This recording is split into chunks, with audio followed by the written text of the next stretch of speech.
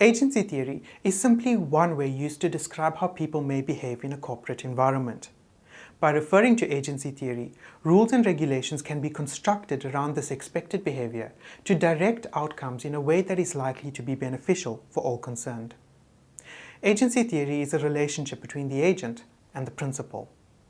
The agent acts on behalf of the principal. The term agent generally refers to the executives of the entity, while principal refers to the shareholders or owners. Consider Debbie, a newly employed worker in a chocolate factory who has a performance meeting with the floor manager. They agree on a performance contract which sets Debbie's weekly output to a minimum of 50,000 cherry-covered chocolates.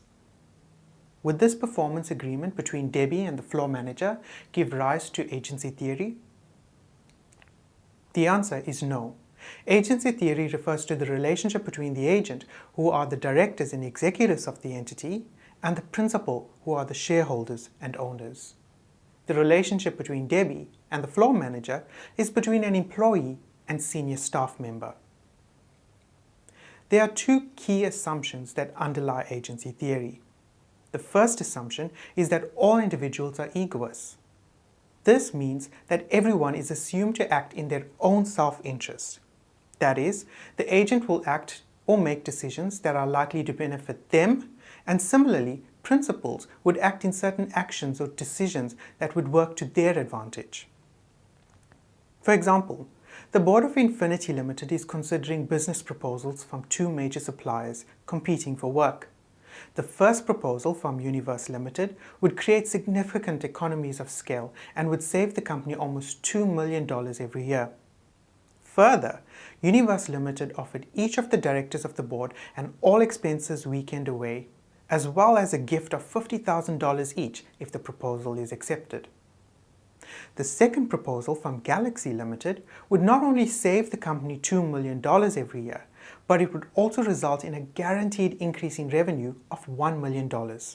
Other than this, there are no other significant differences between the two proposals. In terms of agency theory, which proposal will the agent accept and why? The principals would expect the agents to accept the proposal from Galaxy Limited, since this would result in an increase in profits of at least $3 million. This would increase the value of the company and likely positively affect the share price. However, in terms of the first assumption of agency theory, the agents would accept the proposal from Universe Limited, since they would choose an option that maximizes their benefit. That is, they would receive $50,000 each, as well as an all-expenses-paid weekend away for accepting Universe Limited's proposal, even though this may not be the best decision for the company and the principals.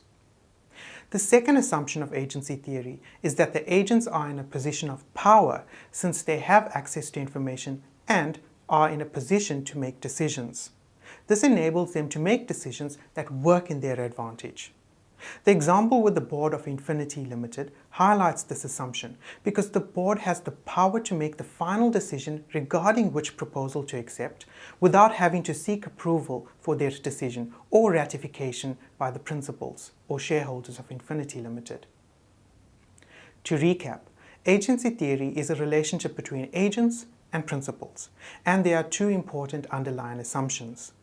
Comprehending this theory helps us to understand the laws we have in place in relation to the director's duties, which requires the directors to act in the best interest of the company. This law protects principals from this type of agency behavior by prohibiting such action.